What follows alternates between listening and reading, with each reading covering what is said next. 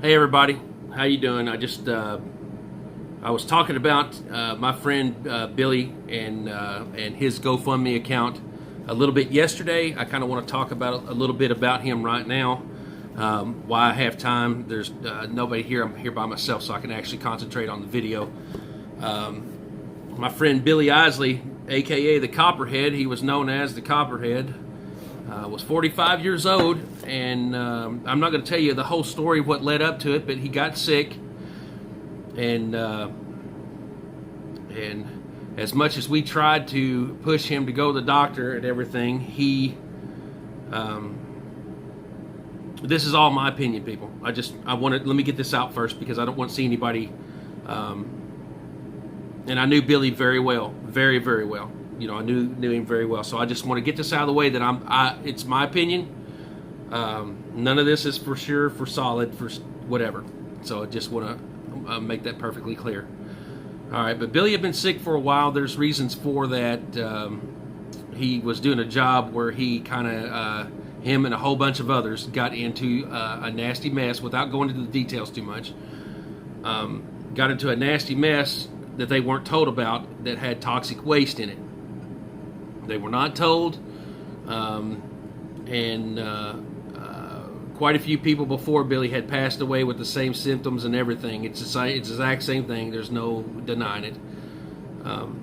But Billy told me a long time ago that this deal here had taken him, and I didn't listen to him. I played it off, and I told him, just don't say that. If you feel like you're sick, go to the doctor. Fight it.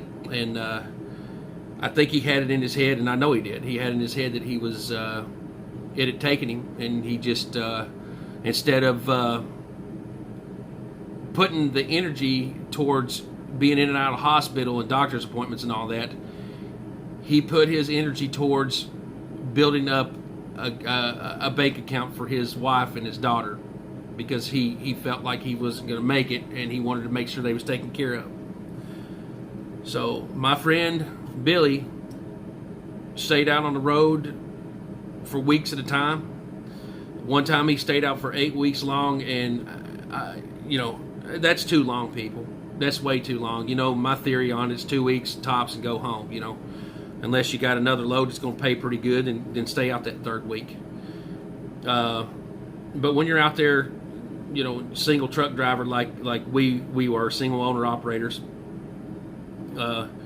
you don't need to stay out that long. You really don't. But he did, because he was working towards something, and he had been dealing with this for a while. Everybody knowed him. He kept his circle real small. Billy was a hillbilly in the true sense of the word. Now, I don't mean that as a derogatory way. That's a point of pride for a lot of people, and Billy was right down to the T. He kept his circle small. Didn't trust a whole lot of people. He was a good dude. He was a good Christian man. He loved his wife. His wife was his best friend, and he thought a lot of his daughter, and thought a lot of his old dog. He called Butterscotch, but I called her Sock Eater because she was always tearing up his socks or something there, eating around on his socks. But one time he got mad because he got him some nice bone-in rib eyes. Well, Sock Eater, she smelt him out there airing out on the counter. Well, hell, she helped herself to him, I reckon he got pretty mad about that. But, my friend Billy, my brother Billy, he was a brother.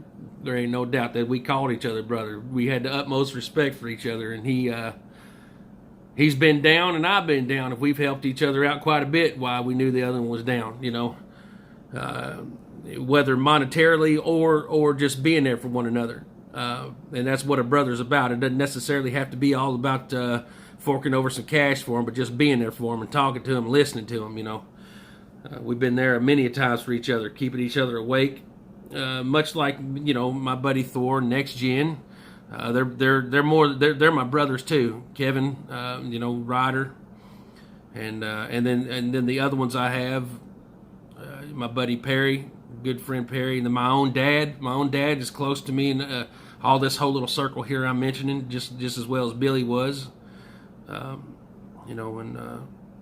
Josh, you know who I'm talking about. I won't call y'all's names out, but that was his circle, along with a couple other ones like Spitfire and Spitfire's boy. And you watch this, I'm sure both of y'all, and you know who I'm talking about. And, that right there was pretty much his circle, along with his brother, he would call every now and again, Steve. And I've talked to Steve a couple times on the phone, and never got to meet him. We just talked a couple times there when we were on a conference call. But Billy had a hell of a sense of honor. Billy was an absolute patriot to this country. He stood behind his country 100%. Billy loved his people. He's an East Tennessee boy, straight down to the daggone wire. He was 100% just like I am, about his family, about his heritage with these, where they come from, the history they have in those hills and hollers there in Tennessee, in the mountains. And he'd be sorely missed by every one of us. We loved him. I loved Billy. I loved him to death, man. And, a lot of us guys, we kind of act like we're too good to tell each other that. But, a lot of us, what it is, guys, we know it about one another. We do. We know it about one another, whether we say it or not. And our actions, the way we deal, men being men, the way we carry on with one another and, talk to one another and stuff like that. You don't necessarily have to say the words, you just know it. And that's the way it was with us, and old Billy had a lot of sayings about him. He come up with a lot of stuff. One of his favorite things was somebody cut him off or something, in traffic or that. We all get aggravated about that stuff, but Billy carry on and call them old rooster fish, old cocksuckers. That's for another way of putting it. He called them old rooster fish, and he'd loved his Caterpillar motor, man. Me and him both big cat freaks, and every time he'd start putting a pass-ola on somebody, he'd say bulldozer motor to the front, start snatching gears. Bulldozer motor to the front. But yeah, he had a lot of sayings that a lot of us remember, talking about when people would have a wreck on the side of the road, look like a daggone bush monster, done snatched him one up right there.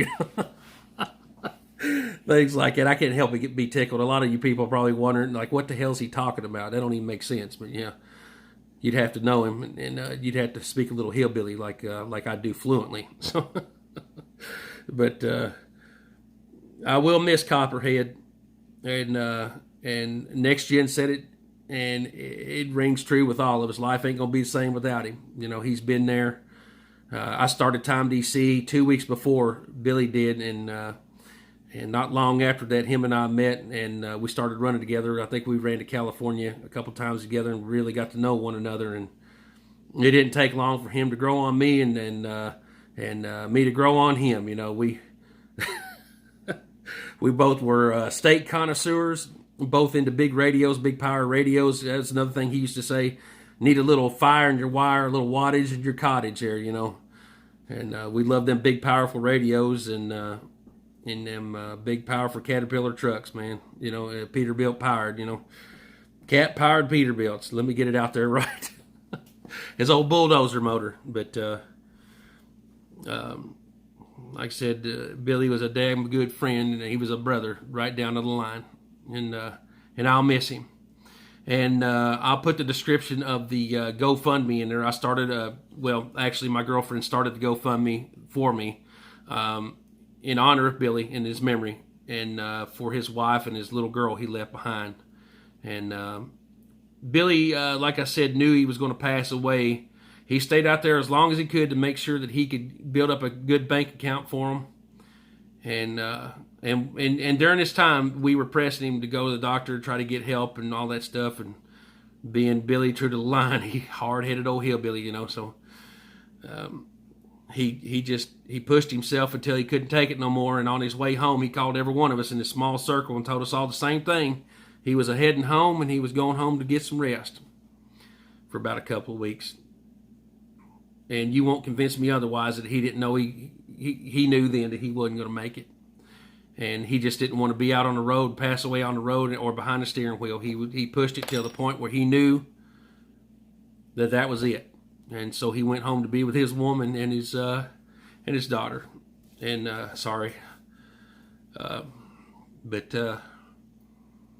Billy had honor. He was an honorable man right down to the line. And I'll never forget him. I never will forget him.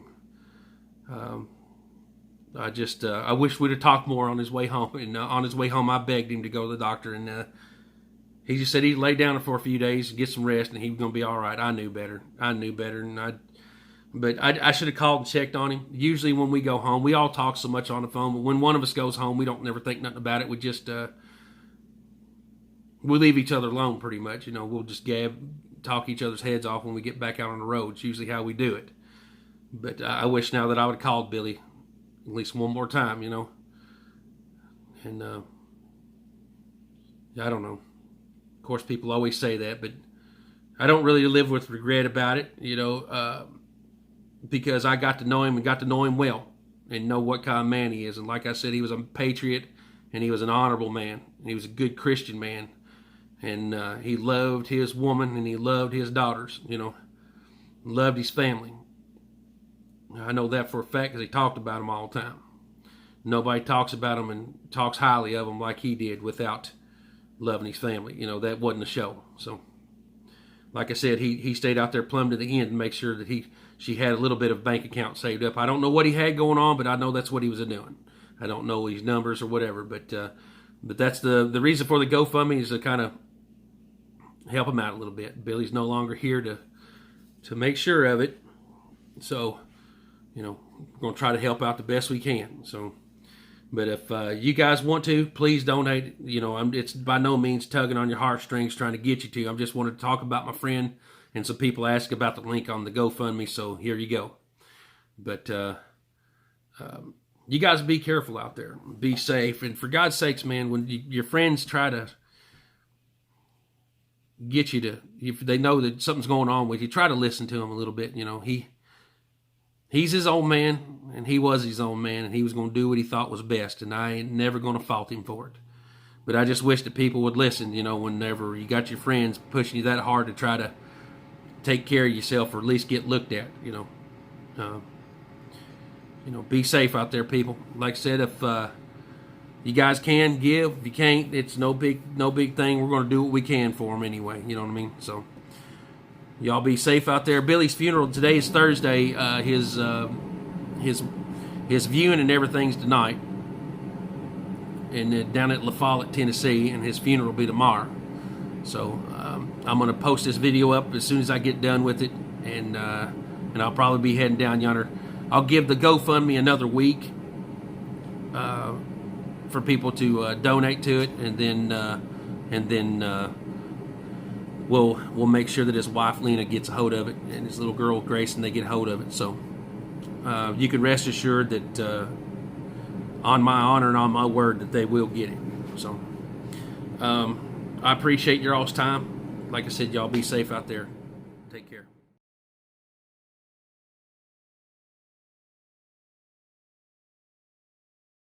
All my friends are heathens, take it slow. Wait for them to ask you who you know. Please don't make any sudden moves. You don't know the half of the abuse. All my friends are heathens, take it slow. Wait for them to ask you who you know. Please don't make any sudden moves. You don't know the half of the abuse. Welcome to the room of people who have rooms of people that they loved one day docked away. Just because we check the guns at the door doesn't mean our brains will change from hand grenades. You love another psychopath sitting next to you. You love another murderer sitting next to you. You think I'd get here sitting next to you. But after all I've said, please don't forget.